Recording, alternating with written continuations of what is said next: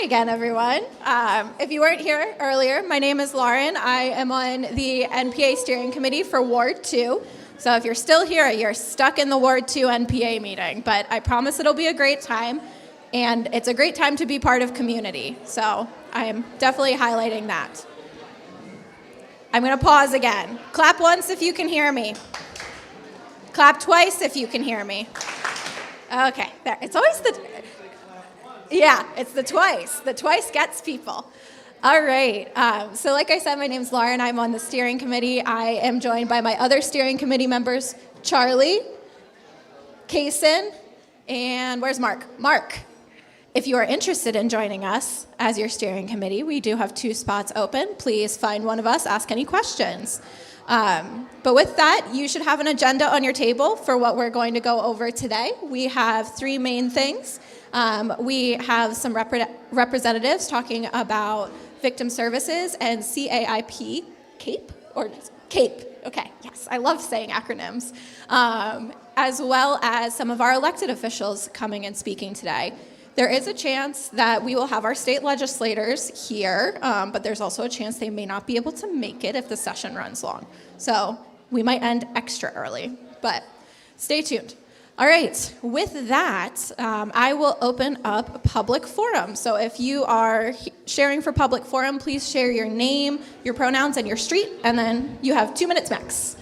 Is that the same as an announcement? Yeah, go ahead, Wendy. Okay. I'm here to tell you about a concert on May 29th, Emma's Revolution. My name is Wendy Coe. Okay. So has anybody ever heard the saying, if I can't dance, I don't want to be in your revolution? Okay. So that's how this duo, Sandy and Pat, got their name of their group, which is called Emma's Revolution. And so they're Saturday night at the UU. This is about their 4th or 5th time coming here. They do radical folk music, political music, a la Woody Guthrie and Pete Seeger. Pete Seeger was actually a big fan of theirs. And it's $25 ahead of time. And you go on the Emma's Revolution website, and there's a place to buy tickets there. $30 at the door. But Jean and I adore them, and their music is really what we need right now. Thank you, Wendy. Any other public forum?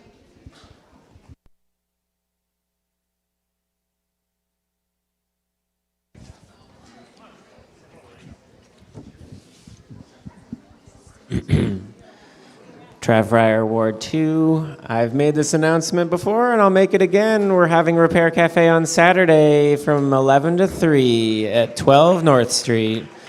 Anything you carry in will help you repair for free. It's a lot of fun, and if you want to volunteer, there's free food and no experience necessary. So it's 11 to 3 this Saturday, every 3rd Saturday at 12 North Street. Yay, thank you. Thanks, I'm Sean with the Burlington LED program. Has anybody here ever heard of the Burlington LED program? Raise your hands. Great. Does anybody here know when their house was built? Excellent. If it was before 1978, it likely has lead paint in it. And does everybody know why lead, or how lead can be dangerous? Lead paint. Okay, few hands. So it is a neurotoxin and can be very harmful, especially kids ages 1 to 6. And the Burlington LED program has a program to help and pay for lots of the abatement that would need to happen to take away that danger. So I put some of our brochures out by the table there. It is a free program, and we work to qualify renters and properties. So please grab one of these, even if you know somebody who has a rental unit, or if you have little kiddos in the house. All right. Thank you. Yeah. Hello, everybody. Hi, I'm Jacob. I just wanted to share something. Have any of you ever felt like, how do I figure out information about this city something or other, or what's on the ballot? Well, I just found out, because I read the 7 days this week, that there's a great new website called Local Minutes, where you can type in your question, and it searches all the meeting minutes of your town and spits out answers for you so you can figure it out. I wish I knew this before town meeting day, because I tested it out and I said, what's on the ballot? And what did they talk about to do it? So check it out if you're ever interested, if you ever have questions, go to Local Minutes and give it a go. All right, thanks. Thank you. Any other public forum? No pressure, we've had really great ones today. Anyone else? All right. Well, with that, I will pass the mics over to Hannah and Anna to kick off our first presentation.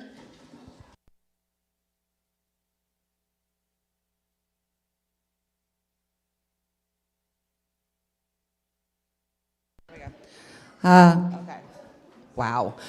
Hello, everyone. My name is Hannah Brislin. I'm a victim service specialist with the Burlington Community Justice Center, and I work under the Parallel Justice Program, and actually my job position is embedded in the Burlington Police Department out of the Cape offices, which you'll hear more of from my good colleague over here, Anna. But we're going to start off with the Parallel Justice Program. Next slide.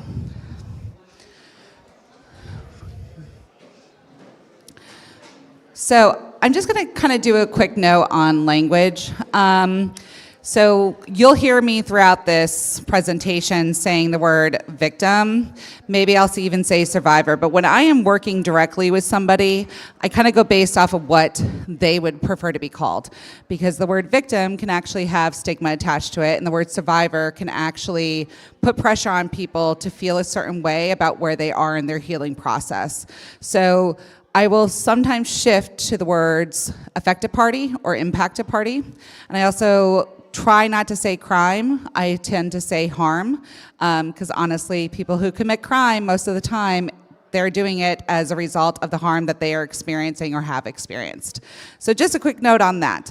Next slide.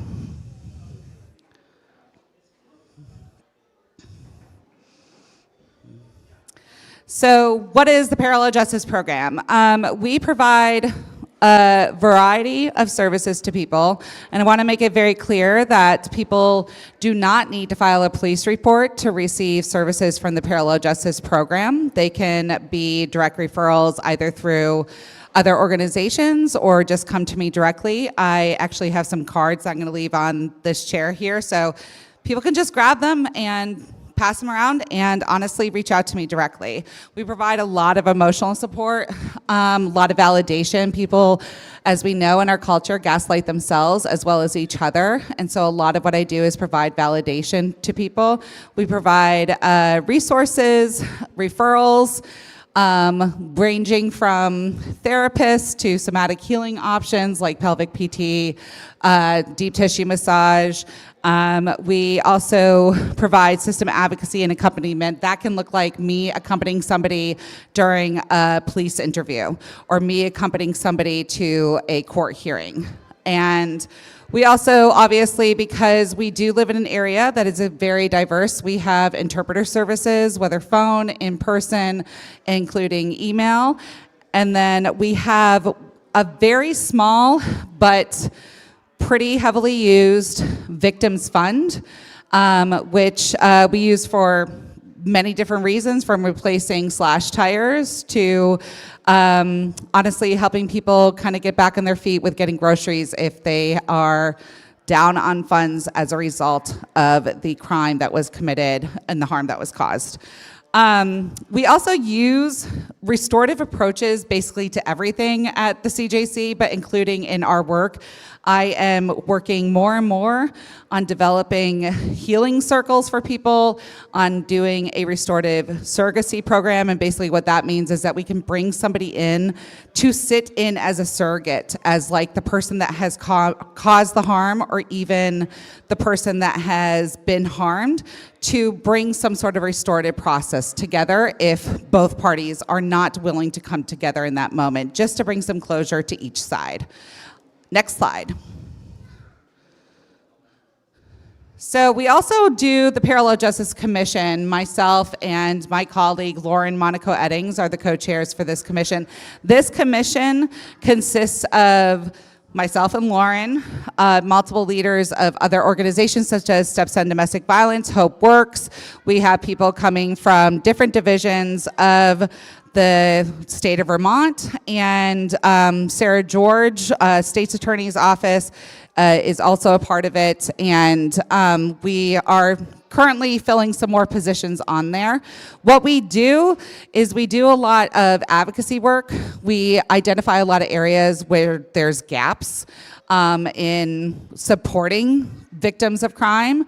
One of those could look like, we have been trying to have discussions around the cost that is put on people when they have had their car stolen and recovered, and then they have to be responsible to pay the towing fees and the lodging fees.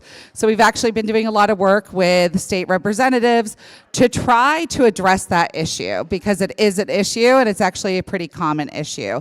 And we also try to bring people in that have been impacted by crime to share their stories. This is a great way for them to honestly be a part of their healing process. It's cathartic. It's also a place where they can hear from leaders in their field and hear them validate them and apologize that they had gone through this. And so there's a variety of things that we do on the Parallel Justice Commission. If you have more questions about that, definitely reach out to me. Next slide. So parallel justice by the data. It can sometimes be tough to collect data for victim services because there's not necessarily a closure or endpoint. It's all driven by the person that has been harmed. And sometimes I work with people for one phone call. Sometimes I work with them, I think the longest thus far has been a year.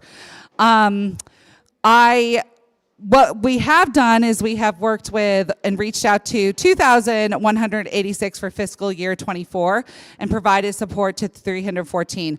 The difference between those two, the majority of the cases that I work on actually come from the Burlington Police Department. I get a list sent to me weekly, and it's the basically the crimes that were committed the week prior or the past 2 weeks.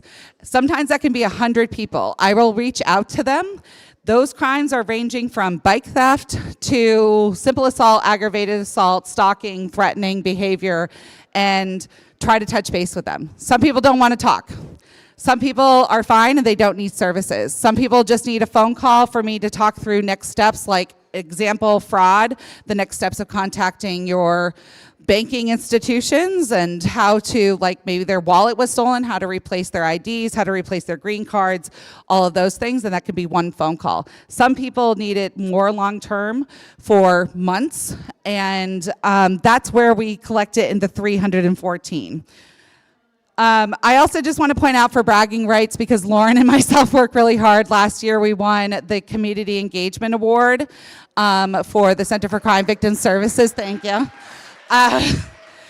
That award was primarily brought to us because we have been doing community engagement work. I worked closely with the residents of Decker Towers for basically the past year, and Lauren and I have teamed up on working with other areas of the city around apartment complexes and condo associations and stuff like that that are seeing an uptick in certain things and providing information on how they can be more protective of themselves and practice more safer ways of living. That's it. You can move on to the next slide. So I'm going to pass it over to Anna, and Anna's going to go through the CAPE program. Once again, if you want to follow up with me at all, cards up here. We will have a question and answer after Anna. You don't need this. Do I? Nope, we're good. All right. Hello, everyone. My name is Anna Wagling, and I am the Community Support Supervisor over at the Burlington Police Department. I'm going to throw a lot of acronyms and information at you in addition to Hannah, and we'll be here for questions after, and you'll have our contact information if you have any detailed questions. Next slide. Okay, so CAPE stands for Crisis Advocacy Intervention Programs, and we are a group of city officials who work out of the Burlington Police Department. So we have a city badge and we also have a police badge. Our goal is to provide a variety of services to those who have been either affected by crime, who have perpetrated crime, who walk up to our doors and need support, or who are provided by a service provider. Really, anyone who has a touch point to Burlington, our team, can work with them. We have a group of folks, and I'll go over that in the next slide, but essentially there's no discharge process. There's no paperwork. You come and you want help, we're gonna provide that help, and then if you want help for the next 5 years, we'll continue to provide that support. Next slide. That's okay. All right, so who's on our team, right? So we have our Assistant Director, Lacey Smith. She's been working for the department for about 10 years, and she's really well known within the service provider circles. We have a domestic violence victim advocate who specifically works with folks, survivors affected by domestic violence. She's also our court liaison. We have our only sworn position in our part of the department, our domestic violence prevention officer. She's essentially the investigator who will sit down, she'll do sworn statements, she'll follow up with folks who have experienced domestic violence. We have my part of our little department, which is the CSL, so we are very flexible gap case management social workers. We have Hannah, our victim services specialist. So Hannah has a desk in our part of the department. And then we have our newest program, which I'll talk about in the next slide, called CARES, another acronym, Crisis Assessment Response Engagement Services. All right, next slide, please. Okay, so the CARES role.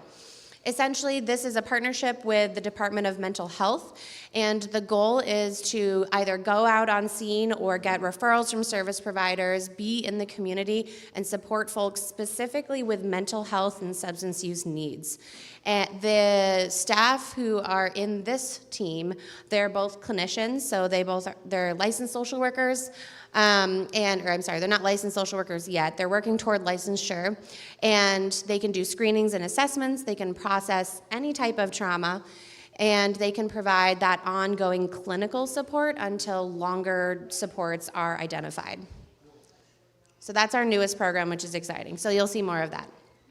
So generally, our approach, and this is our whole team and a little bit more, if you can scroll down just a little bit more to get the last 2 lines.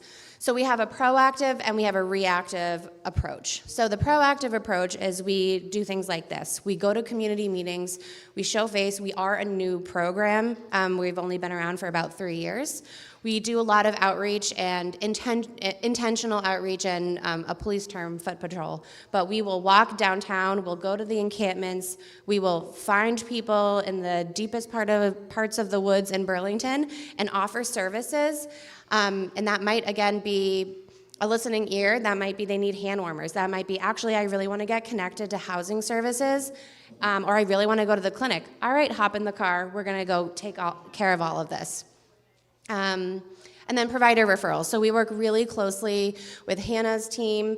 We work closely with Burlington Housing Authority, CVOEO, the folks over at Feeding Chittenden, which is part of CVOEO. We work with COTS a lot. I just came from a COTS event, and so we work really closely with our service providers to, again, try to bridge those gaps. The reactive side, we can respond, so CSL specifically and the CARES team, we can respond to welfare checks instead of officers. It really goes down to the safety aspect of it, but we will do that. We will respond to untimely deaths alongside officers. We will gather information about threats and harassments and either address it ourselves, pass it to Hannah, or if there's more of that criminal aspect, then we will make sure that an officer follows up. We can help with trespasses, and then if the CARES team and if Howard Center Street Outreach is not available, the CSLs can go to mental health calls. We also, anyone who comes to the police department looking for support, we will go out there, we'll greet them, we'll see what they need, and again, if it's more criminal related, then we're gonna connect with an officer, or we're gonna provide that support right then and there. And then lastly, and this again goes along with what Hannah said, we also will follow up after police response. So if a police officer goes to a call and we are not on, We work 7:30 to 9:30 at night every day. And so if we're not available, they'll send us an email, and then we will follow up the next day. All right, next slide. All right, some data. Again, we're still really new, so it's been a slow roll in collecting data. But as you can see, it's a pretty good combination of reactive and proactive calls. So the community outreach, the foot patrols, the service coordination calls, the encampment outreach calls, those are all proactive, and then the rest are reactive. So we have and we've responded to just about 3,000 calls for the entire year of 2024. We were almost fully staffed for that entire year, so I think we'll have the most accurate data next year. And then this was the secondary data point was what Hannah had referenced earlier. All right, next slide. I think that's it. All right, so this is our general information. So we have the entire team. As a whole, we have an email, we have a generalized phone number, so you don't have to call dispatch, you can call us directly. You can call CARES directly, again, if there's that mental health or substance use need. You can call CJC directly, and then Hannah and Lauren's phone numbers are at the bottom as well. That was really fast. We didn't have a whole lot of time to go into the depths of our programs, but the good part is now we can open it up for questioning. If anyone has general questions, if it's more specific to something you've experienced, please contact us via email or phone. And just an FYI, we do have the presentation linked through our website. So if you saw something and you remember it tomorrow, you do still have access to this presentation. Now I will ask if questions. Okay, first, could you just again say who you are and who you represent? Yep. My name is Hannah Brislin. I am a victim service specialist at the Burlington Community Justice Center for the Parallel Justice Program, and my position is embedded in the Burlington Police Department. And my name is Anna Wagling. I'm the Community Support Supervisor at the Burlington Police Department. So we're both civilian positions at the Police Department. Hi, I just wanted to say thank you for what you do. It's really important right now, so I love learning about it. Thank you. And is there anything that you need from the community, like something that we can help you with? I think one of the biggest things, and I did this presentation with one of the CSLs named Michael at the Ward 1 NPA, and I brought it up there. Previously to this, I was an advocacy organizer by trade, and there is a power in community. I know, like, I've lived in Burlington personally for 15 years. I've lived in the Old North End for all of those 15 years. And this is the worst that I've seen it and the hardest that I've seen it. Like, we all know that we're in a really difficult spot. We all know that we're talking about complex issues. And there's not one issue to blame. There's not one person to blame. And I think what we need to do is come together. And we need to support one another. And we need to show up for one another. And we need to educate ourselves on what's happening. Like currently right now, there's actually one of the other community safety meetings that have been going on and off. And of course, Town Meeting TV is like amazing and they're filming it. And I recommend to watch those things. This one in particular tonight is around hate and bias that has been showing up pretty consistently in our city and has been targeting specific people in our city that has been causing a lot of harm. Community, that stuff is super powerful and definitely not something to take for granted. I think that is the biggest thing to me. Anna? And I would say, right, you learned a little bit about this program, so continue to educate yourself and also tell other people about it. So if someone talks to you and says, like, oh my gosh, this really scary thing happened, or I really need help with XYZ, tell them about our programs, because we're here to serve the public. We're public servants, so we're here to support. Our program is newer, so making sure that people know what services they can access, that it is available, and then, like Hannah said, continue to be involved in your community.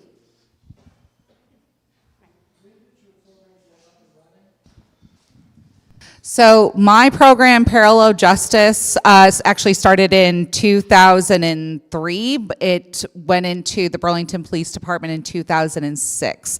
At the time, we were one of 2 or 3 in the country that started up. Now there's quite a few across the state as well as across the country. I will say, also bragging rights, we are the strongest parallel justice program in the country. Our program is significantly newer. So CAPE as an entire division of the police department started in October of 2021, and that was with the hiring of 3 community support liaisons. So I was one of the first hired and helped create and do a lot of trial and error in building up the program. And then we received funding for 3 more positions, so 6 total, and we just filled that final position when I moved up to a supervisor position. Mary McAllister, the DV advocate, has been working at the police department for 25 years. She's a force to be reckoned with. She is a humble queen, as we call her, and she's actually either maybe one of the only or the only domestic violence victim advocates who's embedded at a police department in the state of Vermont. So she's extremely special. The VSS position, Hannah's position, has been in the department for the entirety of its existence, I believe. Yeah, I think like the first 3 years was kind of like the trial and error, and then the 2006 is when it was like solid. Like we had to do MOUs between the departments, and I read the MOU from 2006 that I think was signed by, I think it could have been Mike Sherling at the time. So is it, what is an MOU? A memorandum of understanding. So it's basically an agreement between 2 organizations, especially around information sharing or job positions, like how Hannah's job is within the police department, but they are a staff member of the Community Justice Center, the CJC. Doesn't mean that I don't have to go through like the standard background investigation, which is actually intense. pretty extensive. It took 3 months, which I think for you it might actually been 5 months. Mine took 5 months. Yeah, so, but yeah, I work, that's how we make the decision on like what data is getting shared, what information is getting shared, and also the agreements around basically NDA, not to disclose any of the information, because basically I'm treating the information from Valcor as though a healthcare provider would treat it from HIPAA. And what's Valcor, Hannah? What? What is Valcor? I should be asking you that, Anna. It's the database that is used by, I think, all but one police department in the state of Vermont, and which makes it really good because it's accessible. Basically that is people that have filed reports, so the impacted party, as well as responsible parties information. Do you have anything else to add on the Valcor piece?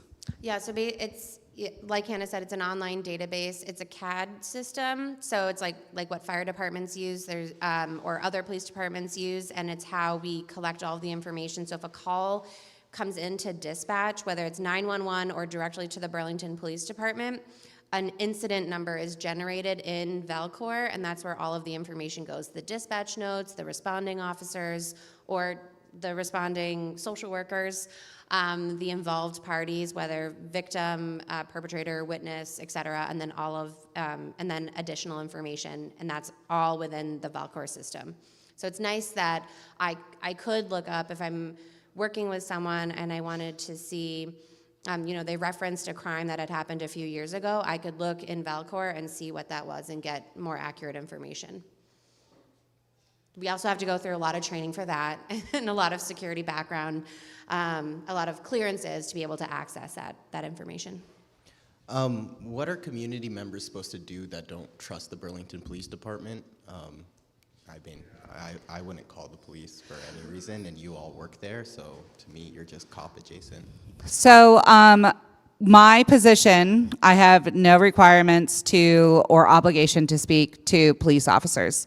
If somebody comes to me and they don't want to speak with police officers, typically what I do is I set up a time to meet at like the 200 Church Street offices, which is the CJC offices. And I'm like, a lot of the people I talk to, especially for certain crimes, I think we know statistically, like the SA, DV, and like stalking, those tend to not be reported as frequently as other crimes. And so those more sensitive cases, I actually don't do a lot of conversations at the police department. My counterpart, Lauren Monaco Eddings, solely works out of the Burlington Police Department. The number that you saw for me up there, that's on my card, the CJC, sorry. The number that is on my card is my work cell. I'm the only one that has access to that cell. I'm a huge texter, so people can text with me. I also don't save people's numbers under their names. So that's one way that I would say that you could go through it to receive services if you have been victimized, impacted by crime. I also, because I completely understand, like, I'm going to be real. I'm queer. I'm non-binary. I actually come from trauma with police. I was like 12 years old when I was first put into handcuffs by police officers. So I jokingly say that I'm in exposure therapy every single day of my life. But I totally get where you're coming from. And I know that there's communities that have historically not felt safe or been given reasons to feel safe with police. And so having the parallel justice program is an important pathway so that people don't fall through the cracks because they don't want to go the normal route to receive those services. But I also acknowledge the fact that there will be a time where I'm speaking with people consistently, and then they get to a point where they're like, oh, I want to speak with an investigator. It's gotten to this point where I want to speak with an investigator. I will identify an officer that I feel comfortable with, that they should feel comfortable with, and we'll schedule a time for them to meet. Typically not at the police department. I will make sure that officer is not in their standard uniform, like the patrol uniform, and have them meet most likely at one of the other offices that I'll work out of. Does that help answer your question a little bit? And then for our side of it, just to piggyback off of Hannah, we, besides, and for the both of us, we're mandated reporters, right? So if there's anything involving children where we are required to report it, we will. We have to. But besides that, we are not sworn officers. We're not uniformed. This is what I wore to work today. And so if someone wants to discuss something that happened, they're not comfortable talking to an officer, they're not comfortable coming to the police department, they don't want to report it, that's okay. We can still talk about it, involve Hannah if need be, and make a plan. Or talk about what the options are. And that way, in the future, if they do feel comfortable calling the police, we can be there to support them. We're right next to where all of the officers sit. So we can be there to make sure, we can essentially be there to advocate and make sure things are going the way that they should be. So that's part of why our program exists too, is to be that bridge and just try to support people where they are at.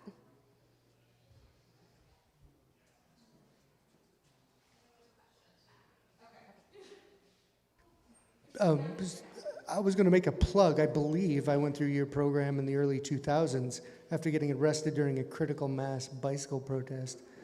And I had a wonderful time. You actually saved me from the cops because they completely picked one person out of a group of bicyclists.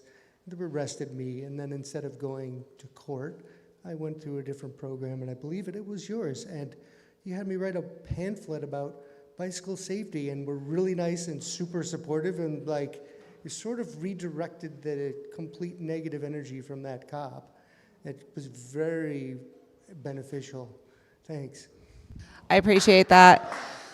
I think the programs that you're probably thinking of is the court programs through the CJC. We have a few of them. Court diversion, Tamarack, which is basically court diversion, but for those who have substance use and mental health concerns. And then we have the pre-charge, which is basically not court diversion, not Tamarack. What that means is it's in the name. It's before a charge has actually been filed. And so the goal with that one is if a person is ready to basically be like, okay, I might have had a role in this, but I don't want the charges to be filed, they could possibly go through the pre-charge program. And those types of steps that you described are a lot of the restorative steps that we take. We take a look at how people can re-engage with the community in a positive way if they have done something that might have caused harm. We also look for restorative steps that can be taken to basically make the situation whole again. So that could be a possibility. I also know that, when did Lacey start on for the social work? And she had a social worker prior to you. So there has been social workers in BPD for a while. Lacey's been at the department for 10 years, and her position didn't look exactly like the CSL, so she wasn't necessarily going out on calls all the time, but she was in the community a lot. And she was in the community a lot. She did a ton of follow-up, and she didn't respond to calls the way that we do, but it was similar.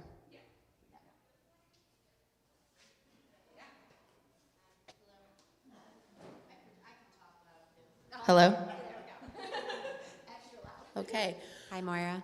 Hi. I just, wanted to name Anna. I work at the family room right next door, and I work with the Spanish-speaking migrant community and have been really pleasantly surprised and grateful for the relationship with Anna and the community social workers at the police department. I've seen harm reduction. I've seen proactive reaching out to us before intervening with police to check in if we know a family and if we can wrap around a family to respond to something instead of it going another way.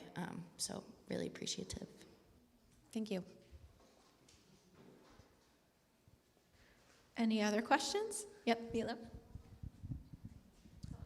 More of a statement.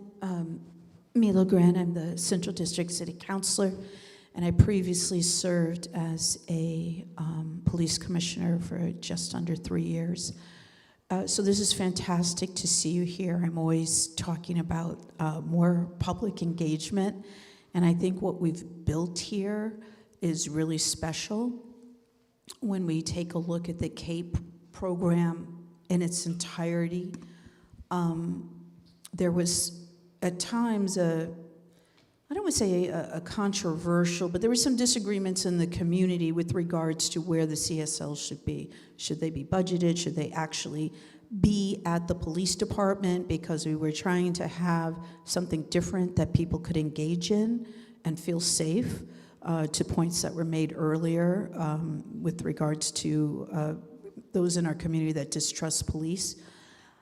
And Lacey was a really great advocate for the program because she essentially explained that, she's not sitting at a desk all day. So I do want to make it clear that when you say meet people where they are, you physically get out of the police department and go and meet people where they are and where they need to talk to you. So having these concepts of these ideas that were really community driven, and having to pull, kick, scream, getting the funding, keep talking about it, and now we're building all of this, and we now have this staffed, and we now have it funded. It's been really great to see. It's like almost like raising a child, watching it get bigger and bigger, and going through all its different grades and reaching all of its milestones. So I want to say thank you for being here tonight, and thank you for the work that you do. Thank you. All right, we probably have time for one more question. If anyone has a question or comment.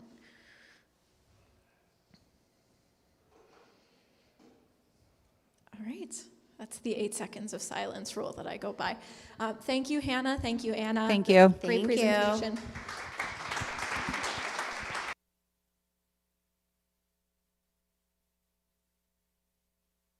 All right, and just a note, Hannah is going to put their business cards on the back table. So if you are interested in grabbing one, you can grab one on the way out. But now I would like to invite our city councilors, Bergman and Grant, up to the table, the standing area, to give some updates from city council and take some questions.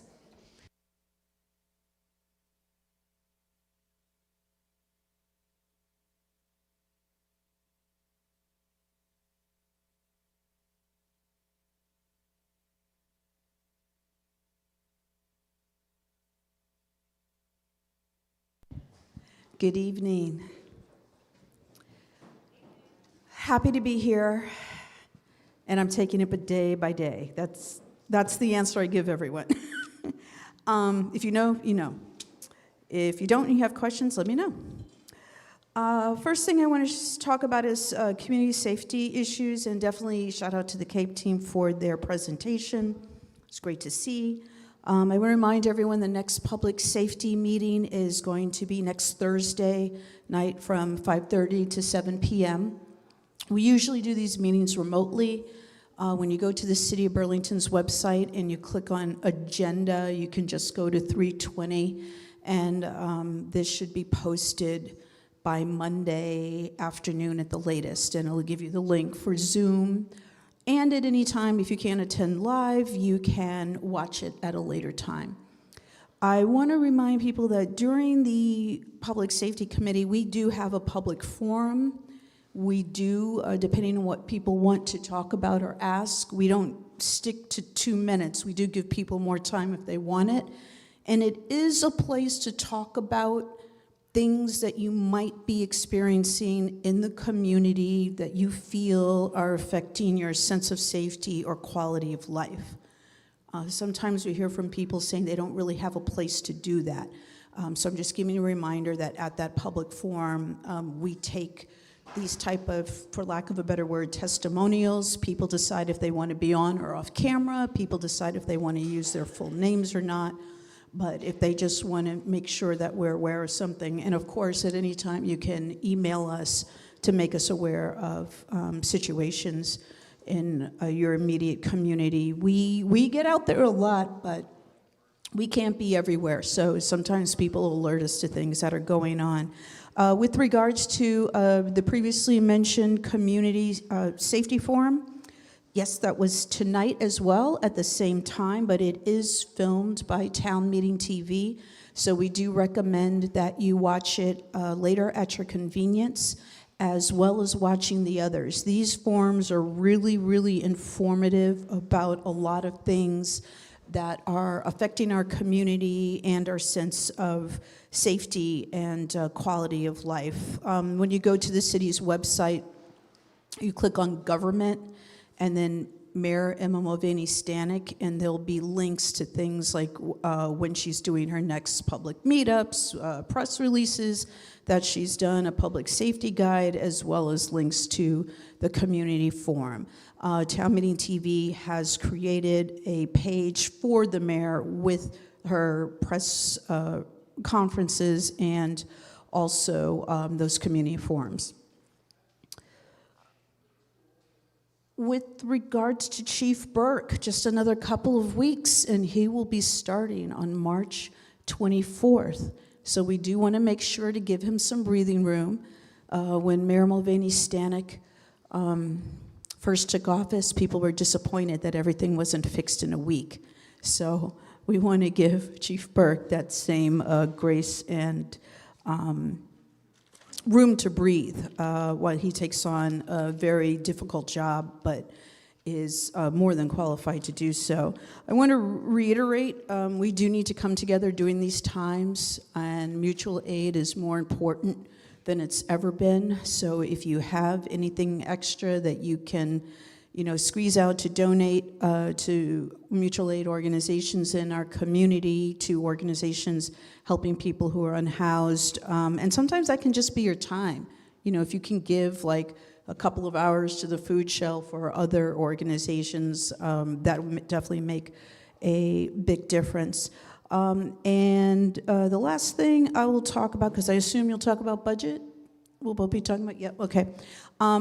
I've been downtown. I'm known for being downtown at night a lot. Like I walk and, well, first of all, I do, I like to get a little drink once in a while. But I walk and I drive around and I'm checking out things. I'm checking out like activities, what's happening, how do things look. But I did some walking around this week during the day. So that construction project, which is horrendously behind schedule, is really hurting our downtown businesses. So I would just like you to think about them. And I know the parking situation downtown is not great. If you had told me people would be complaining about parking over public safety downtown, I would never thought it would come to this, but it has. So when you think about supporting local businesses, we all know you have choices, but if if you need brunch on the weekend, give a shout out to Cafe Hot, because those biscuits with the hot honey are pretty damn good. But we don't know exactly, and that's going to be one of my questions that I have, because the dates keep pushing back, and on the most recent update, it said November of 26. And that's crazy, that's crazy. And then there's construction that's been going on Winooski Avenue. So when you go down there, there's just all these streets that are just cut off. And then there's all these parking spaces that people can't use because the streets are cut off. And then there's other parking spaces people can't use because we need to kind of widen College Street, because there's so much traffic now going up and down College Street. So I just want to bring that to everyone's attention so that you're thinking about these downtown businesses. And I think we do need to think out the box in terms of how we're promoting downtown Burlington, especially as we get into the spring and summer. I think we need to look and have an understanding of what events we're going to be having downtown. We lost Festival of Fools this year. Are we going to lose anything else? We need to really have an idea about that, so that we can capitalize on promoting the downtown around these events, and possibly maybe creating other events. So I have some ideas, but we have to put everything by the council and the mayor to see what else happens. And that is what I have. There's a woman who has a question. Why don't we do that? Yep. So I hear you saying that you think the construction or parking is the reason that people aren't going downtown, but I hear everyone talking about not feeling safe downtown. And older people, being accosted, just seeing, and I never see a policeman downtown, or rarely, but I see, people clearly high, clearly asking for money, clearly, and that's not a reason to want to go downtown. I definitely understand that, and I've been hearing a lot of that, and do continue to hear a lot of that. It is ironic lately that more people have been complaining about parking recently, and that's just a reflection of the state around the construction. I do not in any way devalue the other complaints. I have been relentless about the fact that we don't have a street crimes unit. The department clearly, there wasn't one engaged, and finally in October of 2023, the department admitted, we don't have a street crimes unit. We no longer have the staffing for that, and they haven't had one since then. We're not gonna have one anytime soon. I do believe with Chief Burke at the helm, we will start to get to a place where we will deal with some of the internal problems within the department, also some of the external pressures that officers have felt, and have someone in place who's going to work on a strategic recruitment and retention plan. I still encourage people to read the officer survey. There's a lot of interesting information in there, and it's coming from the officers themselves. And I think it does need to be used as a blueprint, because as great as these other teams are, and they are fantastic, and they are needed, because police officers, they can't fix situations with people who are unhoused. That has never been the job of a police officer. Police officers can't help people with recovery other than referring people to services. That's never been the job of the police officers. So we as a community do have to continue to understand what police officers can and cannot do. A lot of time they can't prevent certain crimes. They can only respond to see if maybe they can get your property back, but due to the lack of officers, I think if you haven't yourself, someone who's filled out an online report and never gotten a response. So these are things that continue to need to be looked at, and they are on the list. I plan to have something typed out very neatly and organized, because I don't know how much time I'll be given with Chief Burke during the first meeting, so I may just be giving him a document to say, hey, here we go. but I know he has to prioritize when he hits the ground running what he's going to need to work on. And part of what he has to do is not only help with the search for a new chief, but also for deputy chiefs as well. We could probably spend the whole time on public safety, but perhaps we should not, just because there's so much. So first of all, let me thank at least the 75% of the people of Burlington. So I think it's greater in Ward 2. Wendy, for the bonds, do you remember what the votes were in Ward 2 for this most recent? Were they like 80% of the people support it? She doesn't know. Okay, she's our ward clerk, but she did know that at one point. Sorry, you're not paying attention. The reason I say that is because the budget that we're about to engage in, which has been developed or is being developed, is really impacted by the votes that we as a city did for the general obligation bond, for the streets, for our facilities, for our equipment that needed a 2/3 vote, and we got like 76 or more %. And then the water bonds. Let's put that aside just in terms of the issues related to construction, because there will be serious construction issues, just like we are seeing on the water work that's being done on Main Street and Winooski Avenue. But this coming budget would have been absolutely more difficult to deal with if we did not pass these bonds. So I want to thank you all. Anybody who has walked on our sidewalks, has ridden their bicycle on our streets or sidewalk, or driven a car in the last 24 hours or last week, know what a toll this spring is taking on all of our street infrastructure. And without that, that work that we are going to be paying for, it only gets worse and gets more expensive. And 20%, 25% of our people is not an insignificant number of people. I say that as somebody who has sometimes been on that line, with that group.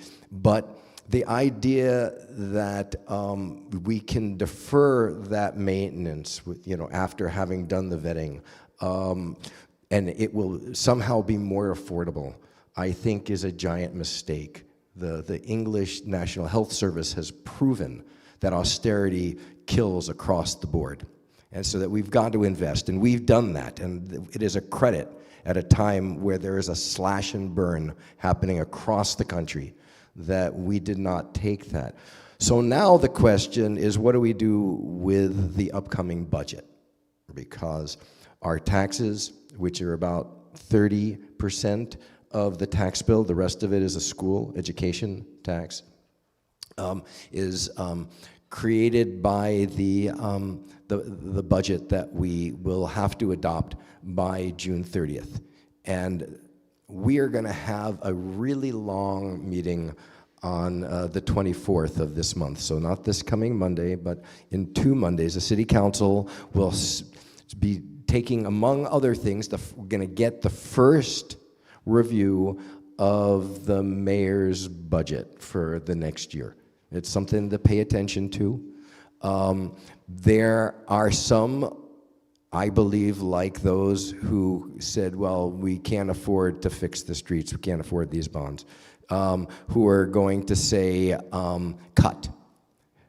And we are looking, and I am all in favor of cutting things that don't need to be done, or so-called waste and abuse. They're easy words to throw out, and if one were to take a sledgehammer or a hatchet or an axe or a chainsaw, like Elon is doing, yeah, you could probably do a lot of cutting. I encourage everybody to pick up the annual report. It's at City Hall. It was here on Election Day. You have everybody's salaries that is listed on there, and you have all the work that's done. You'll see actually a lot of part-time people when you try to compare the work that's being done in a department with the number of people who are listed as getting a salary there. You'll see a lot of low numbers, $1,000, $5,000, $12,000. So that's a lot of part-time people that are being paid for on that. My sense, working as a city councilor for the last 3 full years, having worked for the city of Burlington in the attorney's office for 20 years before that, having been kicking around for a few decades before that, I don't actually think that we got a lot of waste and abuse and fraud that's reflected here. I'm not saying that we're perfect, but I'm saying that if you think about the number of people that we've got to fix the streets, the people that need to take care of the parks, the people that we've got who are doing arts programs or who are helping with the NPAs, I don't think that you will find that you will get a lot of waste in there. That being said, I know that the mayor is looking to do a significant number of cuts if she can, and it'll be interesting to see. Oh, come on! I'm looking for what I just had here, the list. And one of the things that the mayor is looking at is trying to modernize the city government. We've got 18 departments. That means 18 department heads. That means a lot of administrative staff. And she has, over the last year, questioned that. Kind of easy to question when you think about, you just come in, you have to do a budget. You get elected on April, the first Monday in April, and you actually have to get a budget passed by the last day of June, right? That's kind of crazy. But that's the system that we've got. And part of that process has meant that she's had to look at the structure of our government. And she will, on the 24th, among other things, will be giving an update on what she's called Modern Gov. I don't know that there will maybe be things that I will be questioning in that. There may be a proposal to privatize the recycling program. I have been opposed to that. I led Solvay, it was on the Public Works Commission then. I argued, this was before I was elected, strenuously against that. I'm not sure that that will save us money. It may save tax dollars, but I don't know that it will save individuals who are paying for the service any money, making it not a question of it being affordable, right? So I will be looking, I know Milo will, and I know the other progressive members of the council will be looking critically at these proposals, but what we are totally committed to is an affordable city for people who are working at low and moderate incomes, however you're going to be getting them. One of the things that will be part of this process is the recommendations that the mayor's task force on tax fairness will be putting together. They're just starting. I think it will probably be a 6-month process, maybe more. They've got a good range of folks from both sides of the aisle, from the council as well as other experts, so-called, like Stephanie Yu from Public Assets. And the fundamental thing that group is charged with is seeing that we are collecting money, that we're raising money from those who are best able to pay it. I personally think that that is a question of fundamental fairness that we will see on the national level get even more exploded in the next week. We'll see, like tomorrow maybe, with the continuing resolution and whether the government shuts down. Because if they do not, if they pass the Republican plan, then they're on a glide path to exacerbating the tax unfairness that's going on and the serious cuts. So we are looking at trying to do things in a fundamentally different way with regard to that. The future is unwritten on that, but stay alert to that. There will be on the 24th as well an update on a new public safety building, I believe. I think it is a new city building status update. I think it has to do with the fire department and the police department. We authorized in the last month a new fence, security fence for the police department because people were getting accosted on the way from the department parking lot into the building. Totally untenable when you think about working conditions as workers, right? And so we, with private donations, were able to secure the money to do this fencing. But the police department and the Maine Fire Department, and Milo knows really well the Maine Fire Department, they're like falling apart. And they are a deterrent to recruitment. So we're looking for a status update on that as well, and some other police department budget items. And we'll also be dealing with transportation related fees through an impact fee report, because we're looking to redo the way that developers for new development are paying for the impacts of those developments. Right now, they're paying for things that actually are not eligible for payment by impact fees, and then they get it refunded. That's because we have not updated the impact fee study or their guidelines since the early 90s. Kind of crazy, so I'm really glad that, and I actually have been pushing for this for the last 3 years, so it's just like been a broken record, and it's really nice that we're going to be able to get that through. One other thing that, and I'll end with this, that I believe we'll be taking up, for those of you who love live music, you know that there was the proposal for the Burton property to have a concert venue at what is Industrial Avenue or near Queen City Park Road, and that sort of fell apart. There is a zoning change that we will be taking up to sort of flip the location of that to the arts district across. It's basically an area around Arts Riot, the Maltex building, and the BCA building on Pine Street, and change that from the Burton area, which is right. It has been traditionally seen as a light manufacturing, quote-unquote, enterprise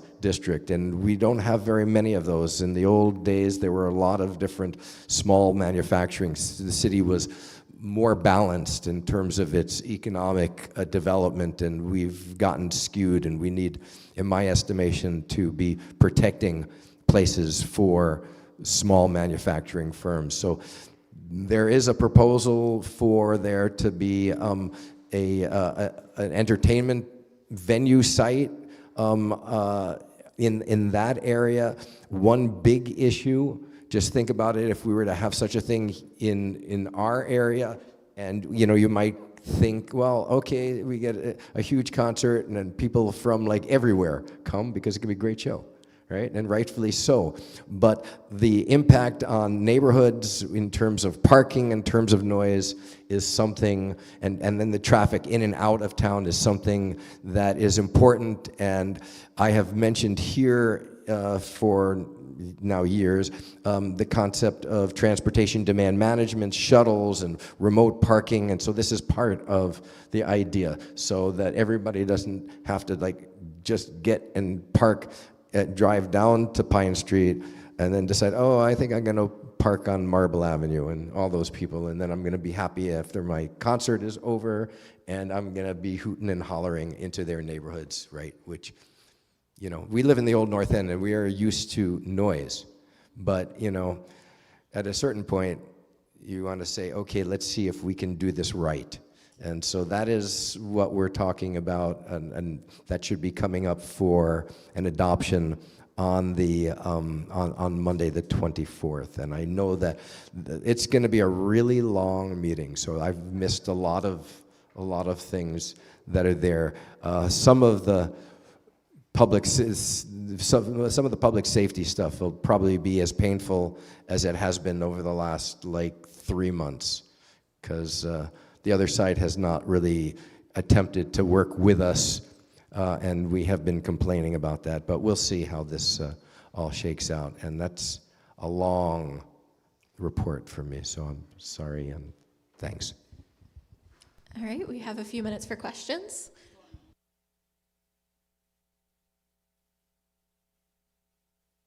Hi, hello. My name's Kason, and I just have a question about housing in the new budget, because in my opinion, that's the single biggest contributor to the public. I mean, that's kind of the center of the entire public safety problem, is that we just don't have enough housing in Burlington. So I guess my question is, can I get any updates on, there's a couple different things that are happening in terms of building more housing in Burlington that I'd like to hear more about, particularly the YMCA building, which I believe is now going to be turned into housing rather than a hotel. Just any updates on housing developments outside of like City Place, which is the big one, but yeah. Sure, let me start, or you want to go? Well, I would say that I recently made a request of our planning director. It's like, do we have a list anywhere? And the answer is we don't, but that he's going to look into creating one, because it is a question that comes up. What exactly has been approved and is ready to go? What's in the stage where they're trying to get financing? What's actively getting built? We don't have a single place to track that, and it's an important question.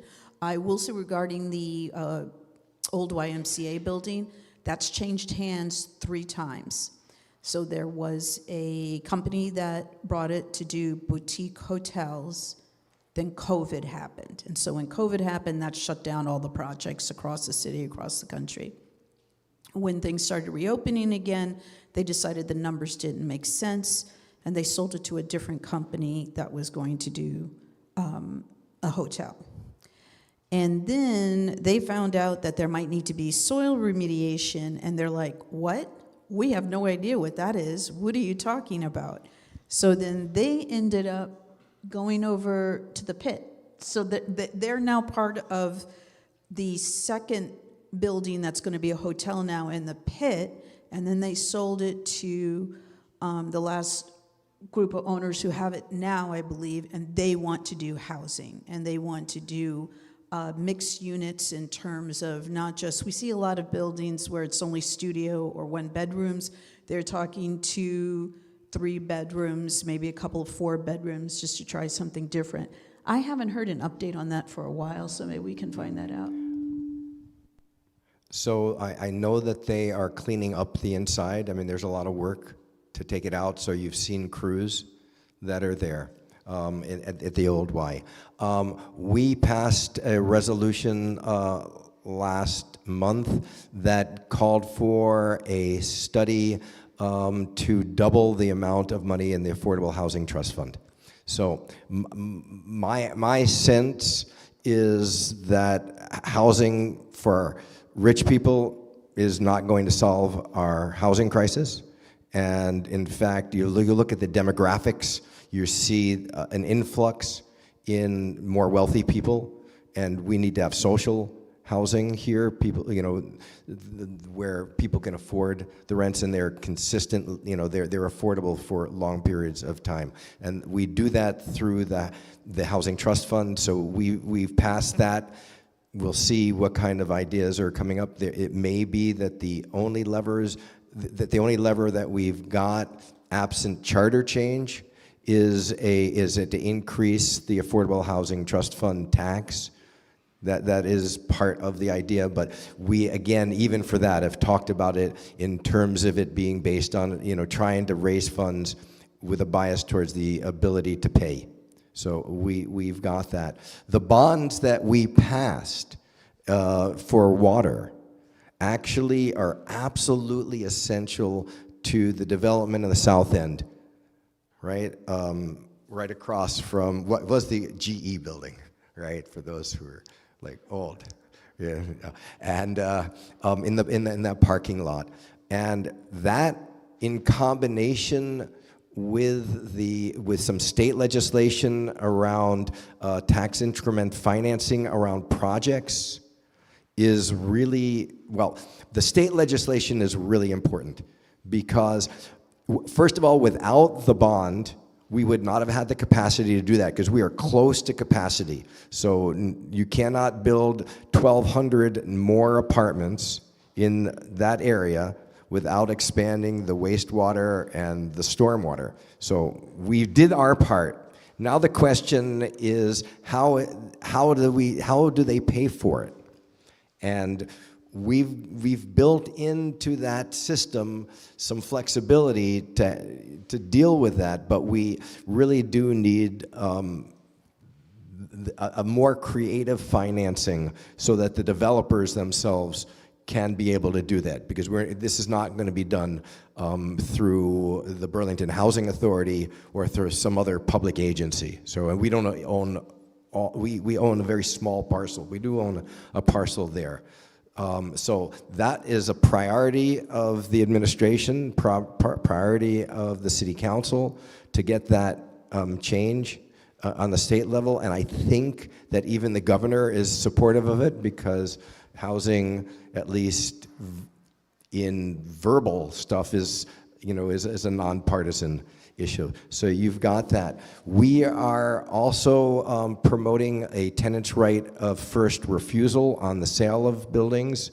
Councillor Broderick has been pushing that through, and and so we're looking to be able to put that in front of the council in the next couple of months for UVM students who are facing actually some really bad housing situations there. We have been pushing both the code enforcement office and the university, and helping to organize tenants up at the UVM. Well, they're students, they're tenants, right? They live in UVM housing, to speak out about the problems with housing, because there's mold problems, there's lots of broken stuff, there were fires, people are getting displaced, and it's pretty miserable. So,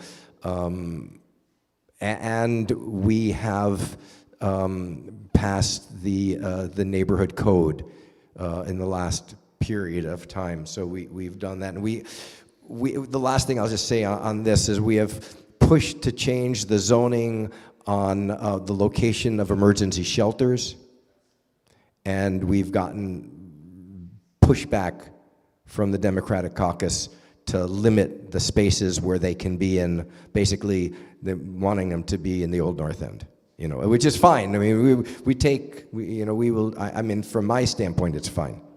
I'd be happy for the homeless folks that live on the street behind my house to be able to be in a shelter, right? But it's time for everybody to pony up. So that's still to come. Thank you both. Just a quick note, because I saw a bunch of hands at once. We're right at time, but I think if we can quickly get through the couple of questions that I saw. So, could I just add something really quick? To the last item, it really, to me, is an issue of fairness.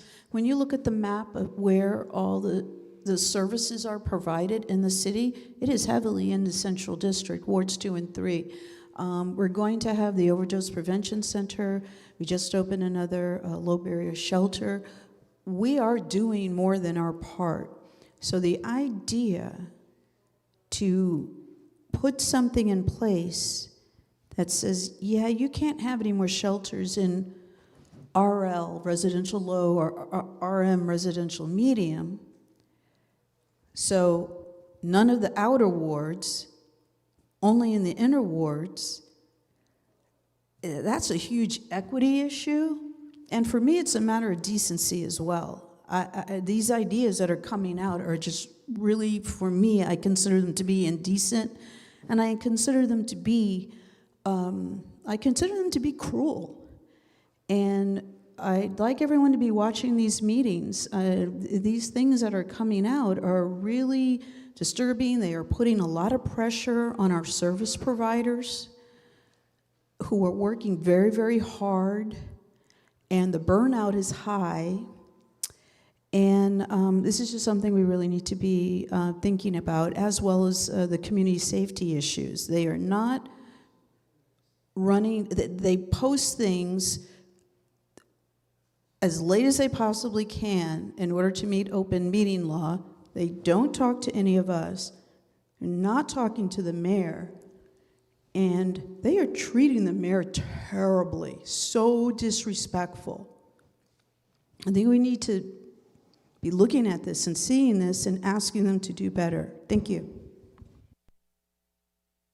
The Democratic Caucus. Yeah, if you look at the last meeting and discussion about the Miller Center, the mayor explained that there's an emergency plan in the city, and this emergency plan includes 3 buildings, one of which is the Miller Center.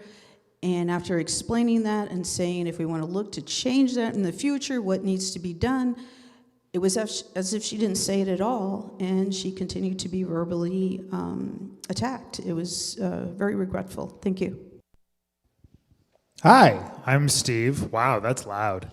I'm a transplant from St. Louis. I think this is going to go off what you were just talking about, Gene. We want people to be able to afford to live here. To me, from what I can see, compared to where I used to live, the big issue is landlords.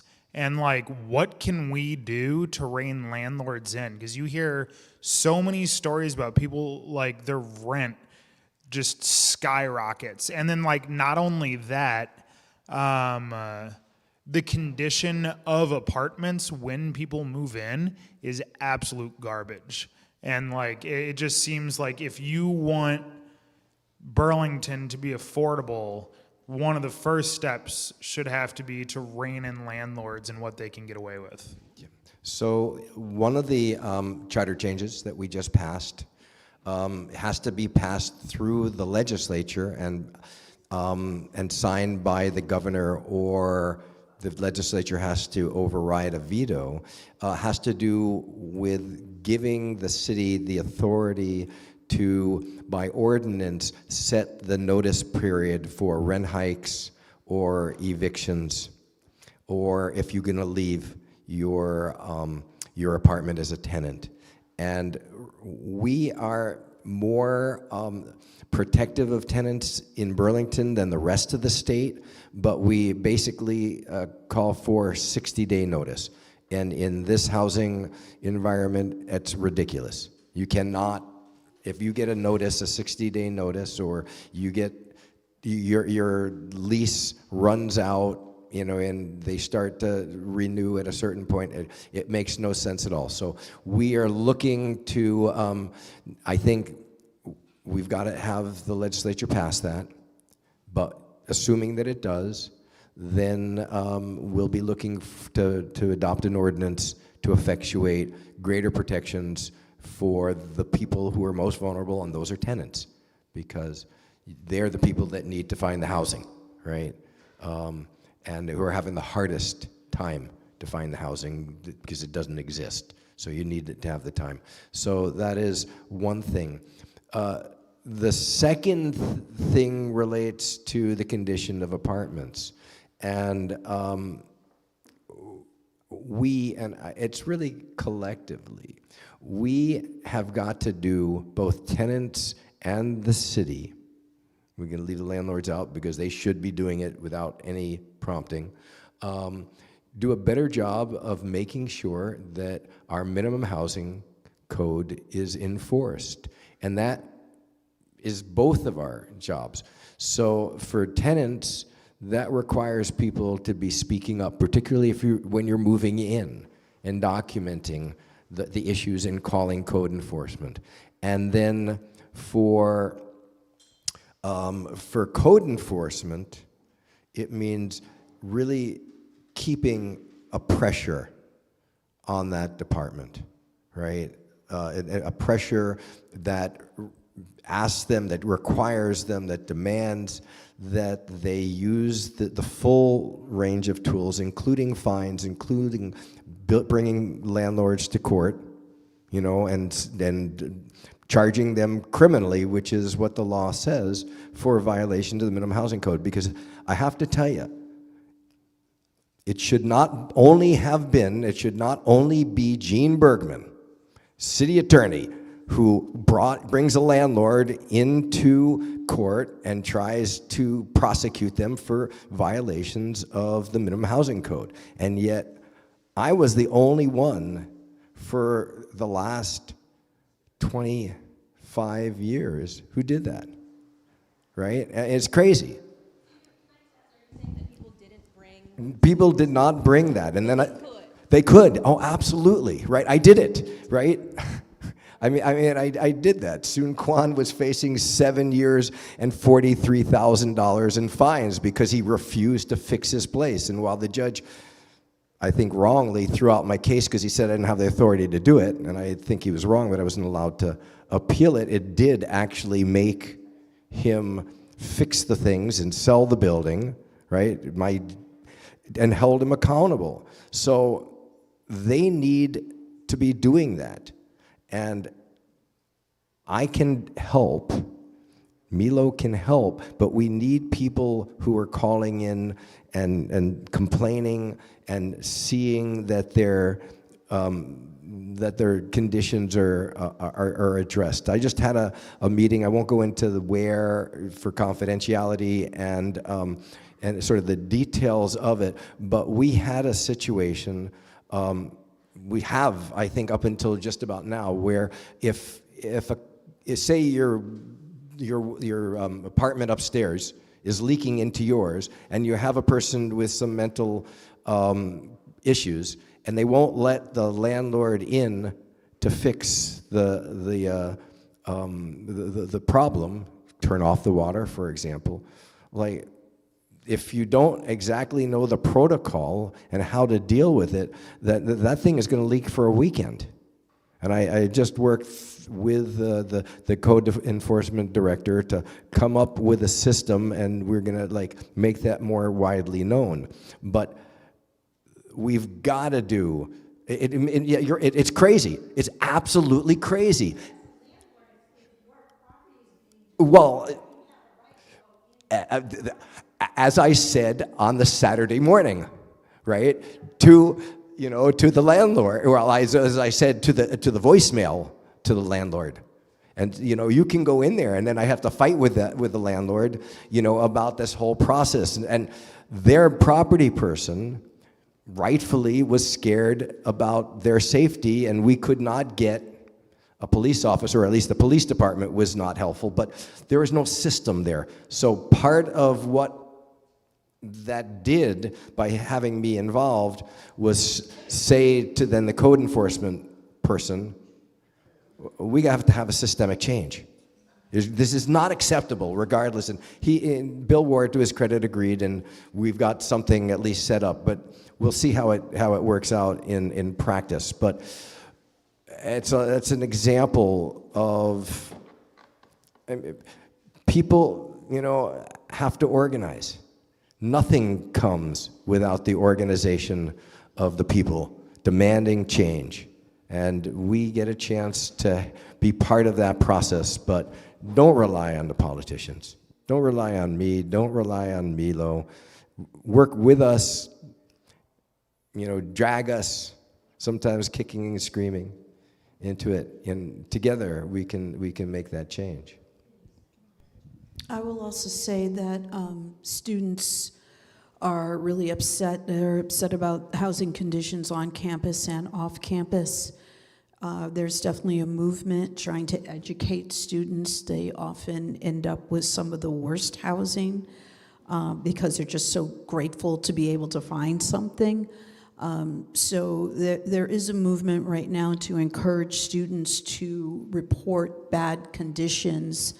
And there's also one of the things Council Broderick has been working on is the fact that there was a deal made with UVM whereby they would be responsible for their own housing properties in terms of inspecting them and making sure they're up to code. So in effect, we haven't been going up there.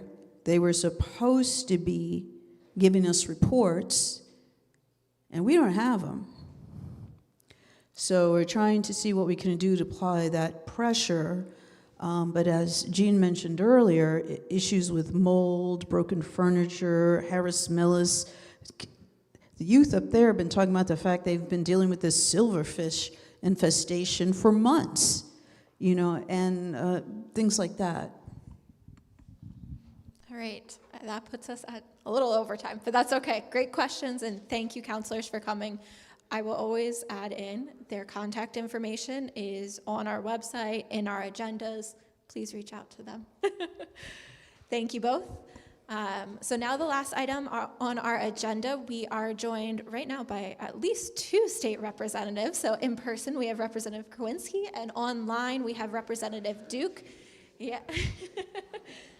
And so they will give an update from the State House, and there will be room for questions.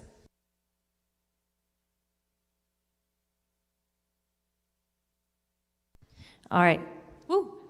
Hi, everyone. Thanks for hanging with us and sticking around to get a legislative update from Representative Duke and myself.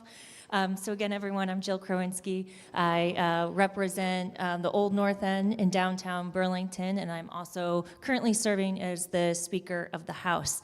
We are currently at a moment what we call crossover, where all the House bills have to get over to the Senate in order to stay alive and active, and all the Senate bills have to get to the House. So things are moving and changing quickly, but Friday is our crossover for policy committees. So I'm going to quickly just go over a couple of different bigger policy bills that we're working on, and then I'll hand it over to Abby to give an update on what they're working on in the Commerce Committee, and we can open up for questions. I really want to not talk too much because I want to hear what questions you all have and what's on your mind.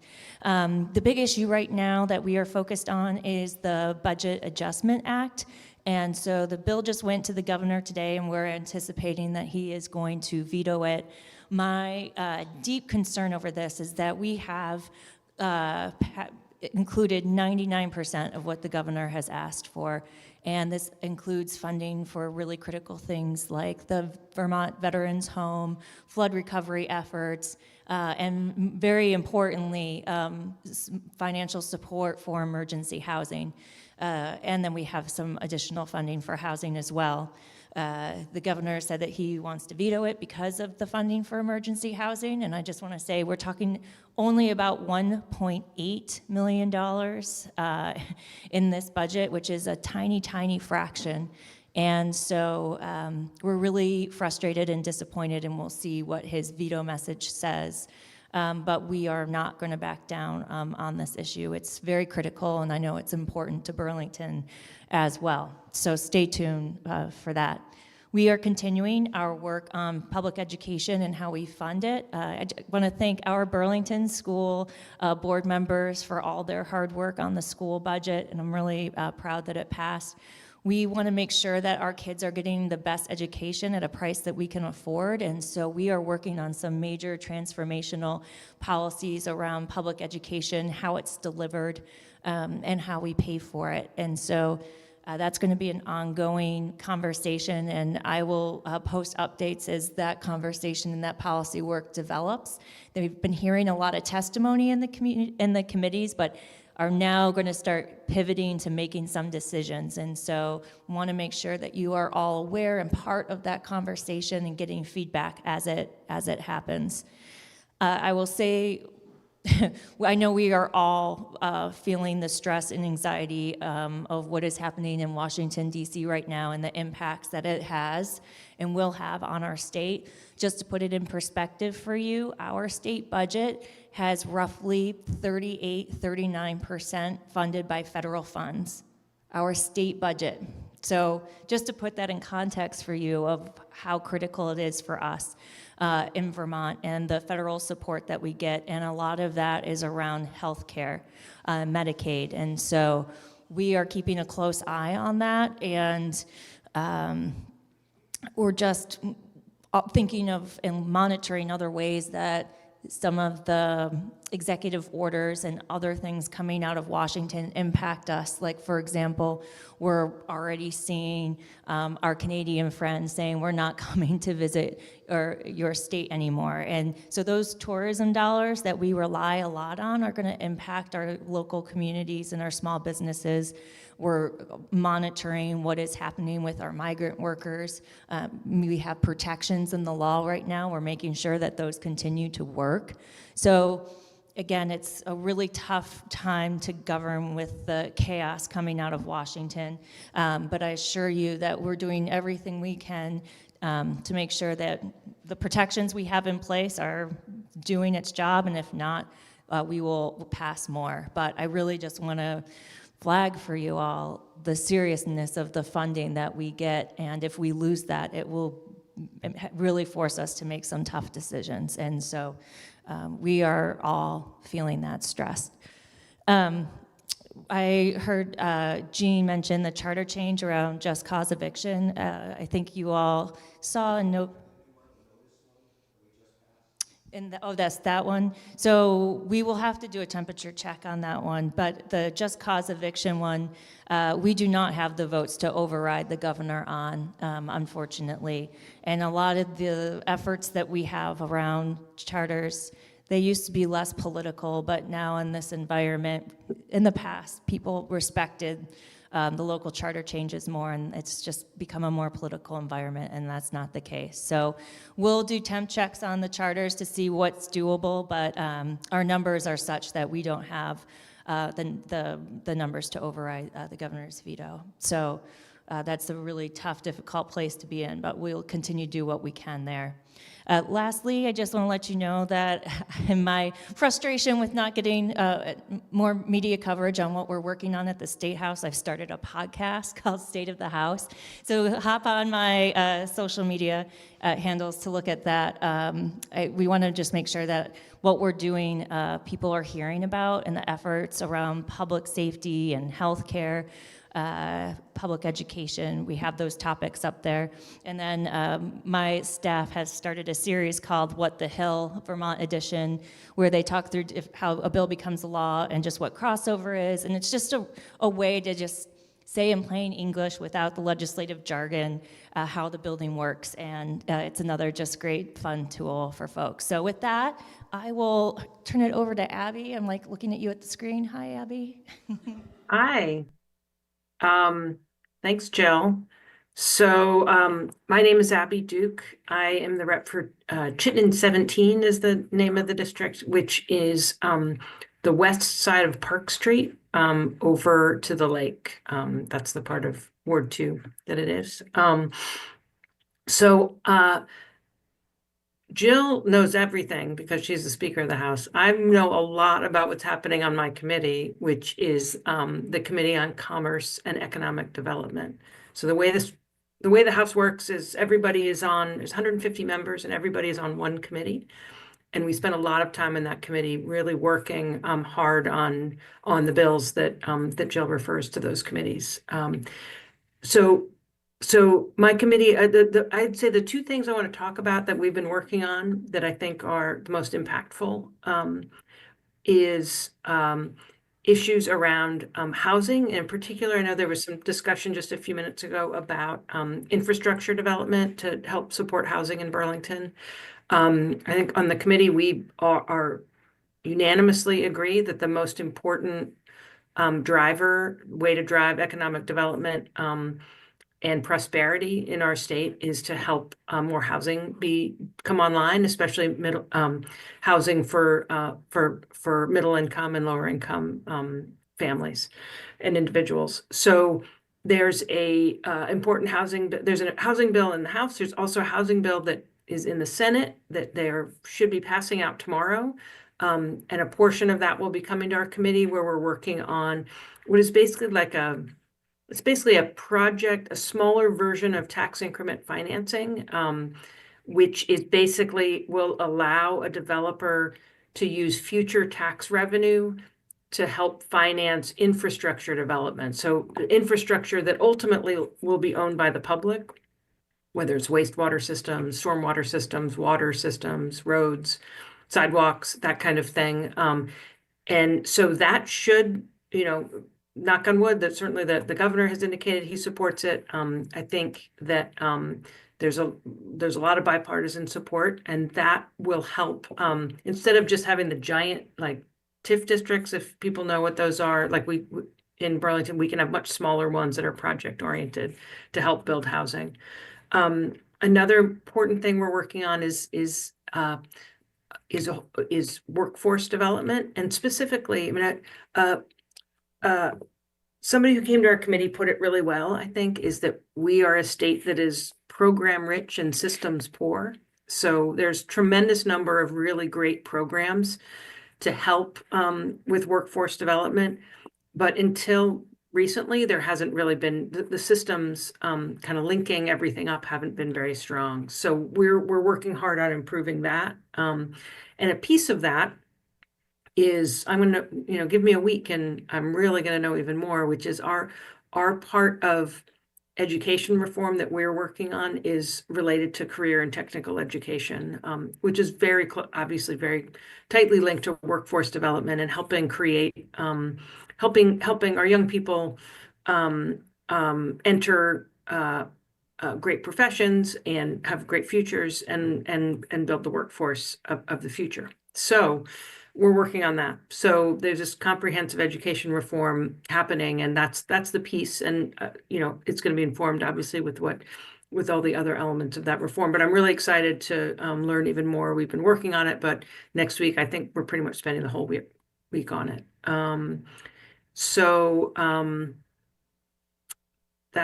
Those are the things in particular that I think I wanted people to know about. But we could open it up for questions, might be the best thing to do.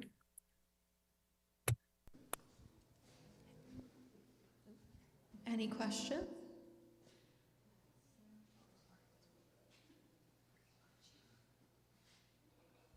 Come on, someone has to have a question. Make us work, come on. I know it's been a long meeting. I have a question. Please. So the education reform is the big topic of the year, right? What is both your hope for the end result of that, but also what's the likely end result of that with this session, come May, June? Sure. I think that we have a lot of opportunity around creating more equity across the state around outcomes for our kids. And I think that we do have some real opportunities around how to bend the cost curve. I think one of the themes that we're hearing out there from some of the governor's proposals is that this is just going to cut our taxes. It's just, if we do this plan, it's going to cut our taxes. That's not true. It's not true at all. I think what is important, we are talking about buying down the tax rate again with one-time money. That's what will cut things. But in the long term, cutting the number of school districts that we have, talking about classroom minimum sizes, those conversations will help to have a more scaled, sustainable education system in our state. But there's no magic policy that will just cut property tax rates and increase quality. It's not how it works. We are very sensitive to the fact of how tax rates have been going up, and so our Ways and Means Committee are looking at different ways to, again, have a more sustainable, transparent funding system moving forward. So my hope is that we pass a bill this session that creates the framework and a timeline, puts into year 1 and 2 what's doable, ensures that we have a rigorous process set up of how are these bigger decisions and how are the maps made, and how that ties into possibly a new funding formula and how we have our property tax rates work. So, I am right now hopeful, but it's going to be a slog for sure. Abby, I don't know if you have anything you want to. Yeah, I would just add that I think there's a real openness right now, like now is an opportunity, right? We have a moment in time where there's a real opportunity and an openness, I guess, to looking at some new ideas about how to govern and also how to fund.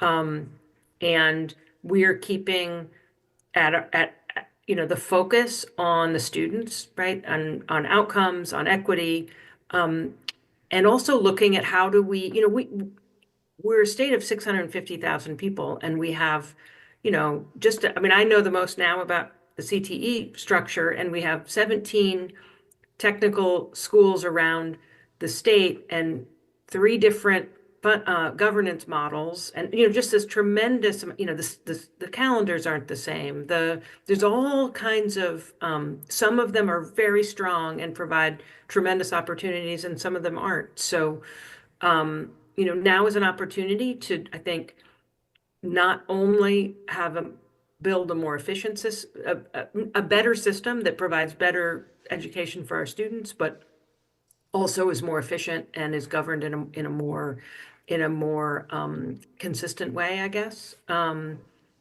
as Jill said, I think we all understand that we're not going to have all the solutions by the end of this session, but if we can have a framework, we can have some consensus on where we're going, and whatever it is, a 2 to 5 year runway, so to speak, about how to get there, and in the meantime, how to get there, right? And also being mindful of both the short-term costs and taxes and also the long-term benefits. So, thank you both.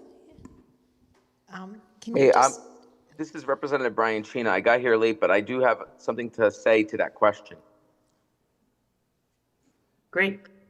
Yeah, I would just add that even though we may not be able to figure out a lot of the details yet about the pieces you heard the other members here refer to, that one thing that the Healthcare Committee is working on immediately is controlling the cost of healthcare, because the cost of healthcare has been driving up the cost of education, because it's as the cost of healthcare goes up, the premiums go up, and the premiums for state workers and teachers go up. And when the premiums for teachers and retired teachers go up, that's a cost to the taxpayers. So what the Healthcare Committee is doing is we're going to be taking testimony on a bill from the Senate that's coming over that's going to look at something called reference-based pricing, which was suggested by the NEA. And reference-based pricing would control the cost of care in our hospitals. And it looks promising. It looks like it saved some jurisdictions $double-digit million a year. So while we're trying to figure out these other moving parts of the education system, our House Healthcare Committee is looking at controlling the cost of healthcare so that it will reduce the cost of education in the long term. So I just wanted to share that with people. It's another piece of the puzzle. Thank you. All right, we have another question in the audience. So just quickly, when you said that emergency housing and that the governor was going to, can you just briefly what does that entail, the emergency housing? Is it for hotel rooms, or what is it exactly? Right, so this is the emergency housing program that has been in place and different versions since the pandemic to make sure that we're housing the most vulnerable Vermonters. And the date for that for that program ending is coming up, and so we propose to bridge it so that we could keep people housed. We are working, the bill's H91, our Human Services Committee is looking at modernizing the GA program, and so our ask is let's have some sort of smooth transition as we move into this new policy, that it ensures that people are being housed, they're getting access to services, and that it's more cost effective, or it bends the cost curve on how much the program costs to make it more sustainable. So if we can't get the votes, this program will end early, and that means that there's going to be families, veterans, people who should be housed without housing. I know that a lot of the a lot of the hotels, they just put people in there, and I know this from hearing stories, and they just became just drug houses, and just people in and out selling drugs, just going on, and I mean, obviously I wasn't buying drugs there, but know of people, and it just seemed like, why didn't they at least have one of the rooms with some services to help some of these people, you know, get into recovery or something like that? I mean, these poor clerks or whatever were having to deal with all of these people, and they totally, completely trashed these hotels that they had to tear them down. So I hope that there's something to address some of those issues. Well, I will say that that wasn't the case all across the state. There were some hot spots, but I think this goes to the point of why we needed to modernize the program, is because basically where you were living, whatever zip coded and dependent, that would decide what type of services you got, and that's not fair, that's not sustainable, it's not equitable, and so that's why we're advocating to ensure that we're keeping the most vulnerable housed while this program comes into effect. And I think that's something that everyone agrees on, that we want a more sustainable system in place to help the most vulnerable with emergency housing. Brian, I see your hand. Yeah, thank you. You know, there's been hundreds of people unsheltered through the winter, and through the People's Kitchen. I've been going out 3 nights a week to feed people. The Land Access and Opportunity Board, the CVOEO, and other groups have been scrounging money together to get people tents and to try to help people survive. And I talk to our unhoused neighbors multiple times a week. Many of them, even when they want help, can't get it because we do not have the capacity in our system of care to provide substance use treatment disorder at the scale that is needed right now. And housing first, it increases the chance of success for a person. But when a person is bouncing in and out of a motel, is having their tent destroyed by the police one day and by another neighbor the next, and by another unhoused person the next, and they're just constantly being displaced, that this displacement and trauma drives addiction, and the stigma that is placed on unhoused people and people who use substance uses drives addiction. So we've been in this rough spot that's been getting rougher. And the governor's had many years and had many proposals brought to him for how to reinvest the money from the motel program into temporary and permanent housing. And I can provide you with the receipts of these ideas.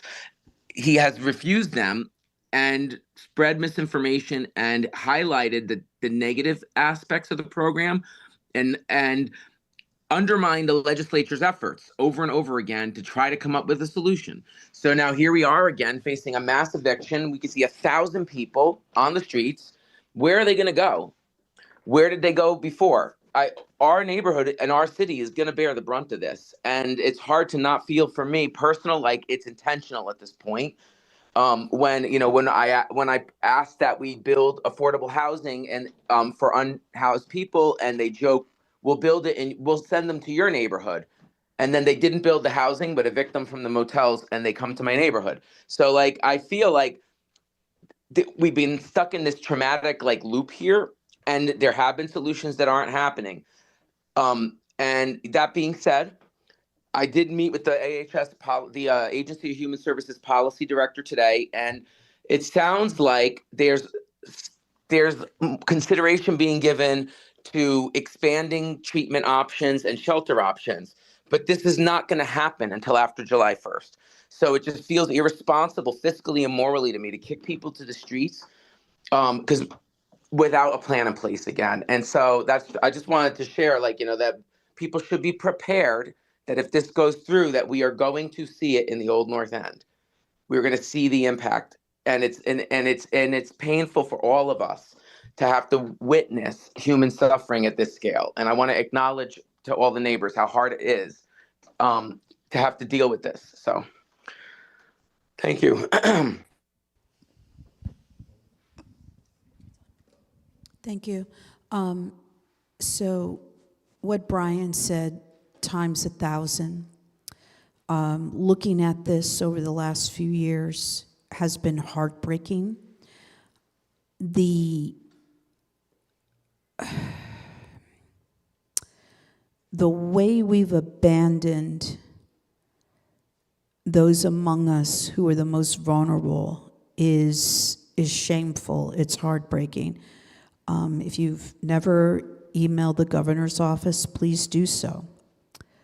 We have a lot of services in Burlington, and there are other communities who have services, and they tend to be the most impacted when people are tossed on the street.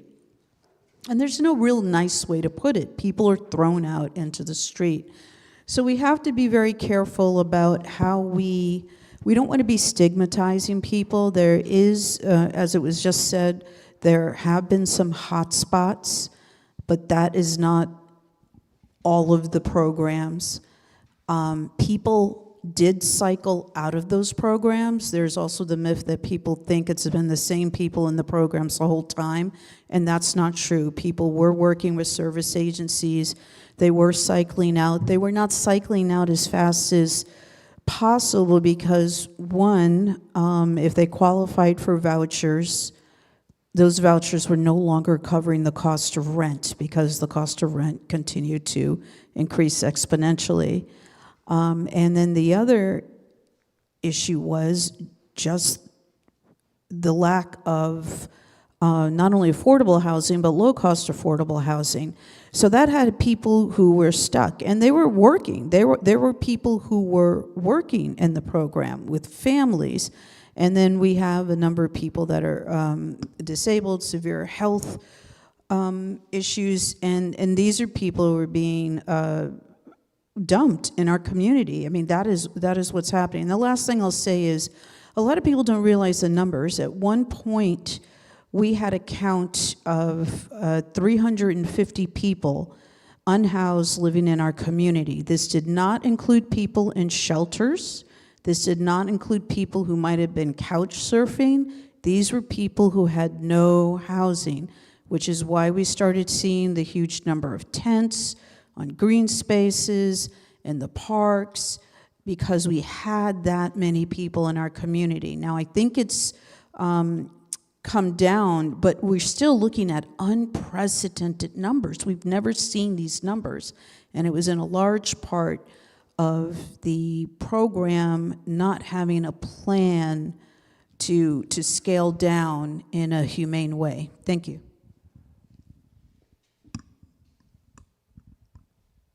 All right, I think we have time for one more question. Hi, I'm May.